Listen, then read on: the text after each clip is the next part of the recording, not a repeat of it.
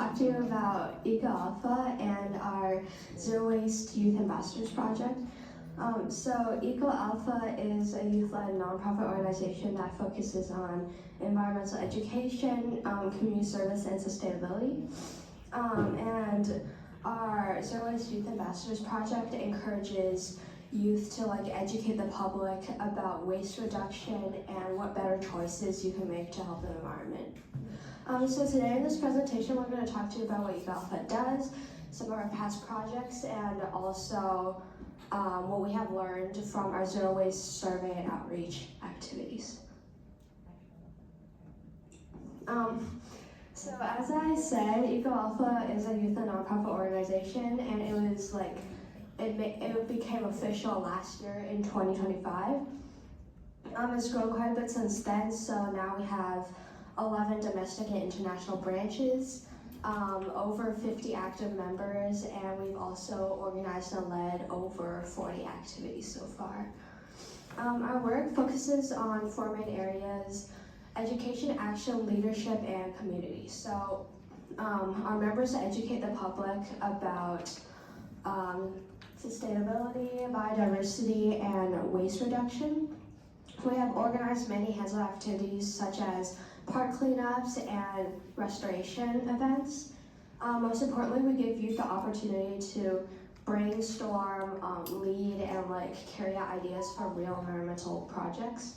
And community is also really important to us, and we have participated in events such as Feed My Starving Children several times in the past. We have organized many hands-on environmental projects. We do this because these events kind of give you the opportunity to learn from first-hand experience, not just from reading a book or listening to a speaker. So our members have helped with invasive plant removals, encouraged recycling of plastics, helped with park cleanups, and we've also encouraged youth to plant their own pollinator gardens. So the EcoAlpha Garden Campaign is especially important because the population of pollinators everywhere, they're on the decline. And by planting pollinator-friendly gardens, you're giving these pollinators a safe place to rest and feed. EcoAlpha has also used art to share environmental messages. And this is because art gives people a more creative and emotional way to understand these environmental issues. So for example, EcoAlpha has led the Our Planet Star Stories global campaign with 19 other organizations from all around the world. And we ended up receiving over 100 submissions from across over 20 countries across 5 continents. So this event asks participants to connect their culture and the nature around them and express these connections in forms of art such as audio, visuals, and even literary works. Our members have also performed at senior homes and open mics using their performance skills and music to share environmental messages. Education is also a big part of what we do. So we teach students and the community about topics such as pollinators, microplastics, invasive native plants, and zero waste. So these events happen in schools, festivals, fairs, and community centers. So our main focus is to make sure that people can understand all of this educational information that we're giving and that it's applicable in daily life. And so to do this, we make sure that our events are not only informative, but also interactive and engaging.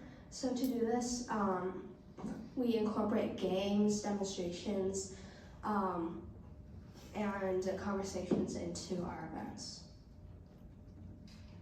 Next, Kiani will talk more about our Zero Waste Youth Ambassadors Project. Thank you, Emma. So I will be telling you guys a little bit about our Zero Waste Ambassadors Project, which focuses on simple actions for big changes. So this program centers on making waste reduction practical, not necessarily perfect. So I know when you hear the word zero waste, it can be a little bit daunting as it may seem like you need to do everything right, but in reality, if all of us take a small step, like replacing our plastic containers with reusable ones, then all of our small actions combined can make a huge impact in our community as a whole. So we teach this through the 5 R's of sustainability: reduce, reuse, recycle, rot, and refuse. And I'll talk a little bit more about our types of media that we use to promote this. So first we have our accessible educational videos for the youth and the public. So this is a type of short form content that really resonates with younger audiences, as it's similar to the short form content you'd find in social media and things people often get addicted to, me, myself included. So it's in a very engaging format, as I said, and it's very easy to share with others too. Next, we have our Zero Waste Quick Guide in 4 different languages, and this really helps us reach a broader audience in their native language. So not everyone has the comfort of reading English understandably and would more rather prefer to have their own native language and teach them in that language. So this makes sure that sustainability is inclusive and accessible to all our community members. And finally, we have our Zero Waste Quick Guide podcast. So this is for those of you that have busy schedules and don't have a lot of time. So you can just put this on your headphones, and when you're driving, washing the dishes, or any other activity like that, just put this on your headphones and learn a little bit about how to reduce waste, how to compost your food scraps, and of course, what can be recycled, because we far too often see styrofoam cups in the recycling, which should not be there. And so through these different types of media, we're able to engage our audience in different ways that are compatible to them. And we hope that everyone who uses this program will take a small step in their sustainability journey. And next we have Young, who will talk about our projects that we have done in the past. Right. Hello, everyone. So before our larger outreach events, we tested our materials first at the Mid-Autumn Festival in October of 2025. During this event, we shared our pamphlets, games, and survey questions with community members and asked for feedback. And based on these suggestions, we improved our materials greatly, which helped us prepare for future events to make our project even stronger. Over time, this led us up to February 22nd of 2026. It's a big time jump, but this was a very important part because we brought the Zero Waste Youth Ambassadors Project to the Lunar New Year Festival in the Mall of America.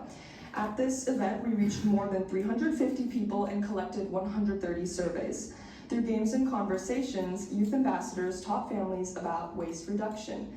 This event showed that sustainability education can be fun and engaging for many audiences.